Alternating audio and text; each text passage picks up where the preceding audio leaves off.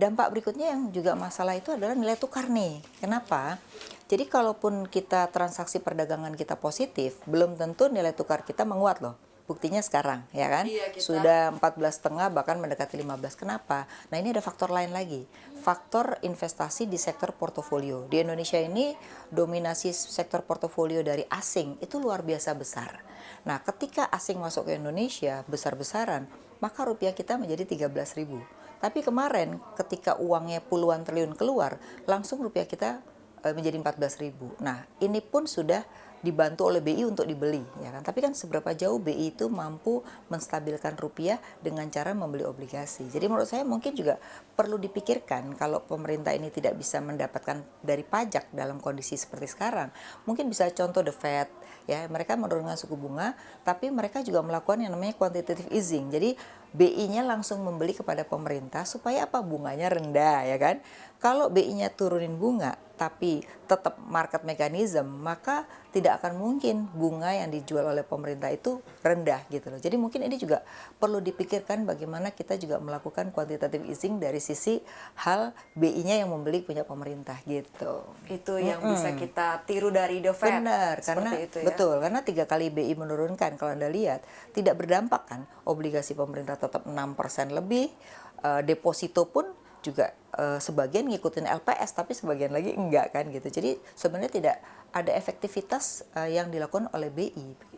Apalagi yang bisa dilakukan untuk menjaga nilai tukar rupiah? Karena kalau nilai tukar rupiah ini semakin melemah, ini kan efeknya kemana-mana ya Bu ya. Jadi begini, kebetulan juga ada kasus Jiwasraya lagi ya. Jadi kebetulan investor domestiknya ini yang tadinya sudah mulai aware terhadap obligasi dan saham, mulai berpikir 2 kali gitu. Jadi menurut saya sih mungkin pemerintah memberikan insentif pada investor domestik yang mau membeli obligasi maupun saham gitu ya. Nah ini menurut saya sih hal yang Dalam baru. bentuk apa Bu insentifnya? Jadi misalnya pajak, ya kan kita kalau misalnya dividen itu kan pajak, ada pajak ya. Mungkin sekarang pajaknya 0% dulu gitu supaya orang berlomba-lomba membeli saham atau obligasi pemerintah yang sekarang 15% ya.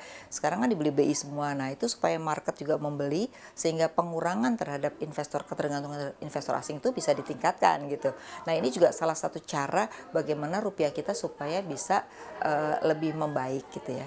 Karena Indonesia ini termasuk penguasaan asing itu cukup tinggi. Di negara lain tuh justru kalau pemerintah yang mau obligasi, itu kebanyakan yang membeli masyarakatnya. Sehingga tidak terjadi gejolak ketika jual karena rupiah tuh rupiah. Kalau ini kan enggak. Kita sebenarnya dolar. sudah mulai ya Bu beberapa waktu belakangan Betul. ini dengan Tapi kecil menjualnya sekali. secara retail. Terlalu kecil nilainya. Masih kecil, nilainya masih kecil. Belum semua masyarakat Indonesia tuh aware terhadap penjualan obligasi maupun saham. Nah, ini yang ke depan menurut saya mungkin perlu dengan cara berbagai insentif. Mungkin yang dikasih insentif yang kecil-kecil aja. Yang pembeliannya misalnya sampai dengan 100 juta gitu aja. Tapi di atas 100 juta ya mereka mungkin seperti biasa. Jadi supaya yang kecil-kecil tapi jumlahnya banyak ini yang perlu dilakukan ya. Nah, yang kedua memang orientasi terhadap substitusi impor dan peningkatan ekspor menurut saya ini perlu digarap. Tapi jangan banyak-banyak, kita ini nggak fokus ya.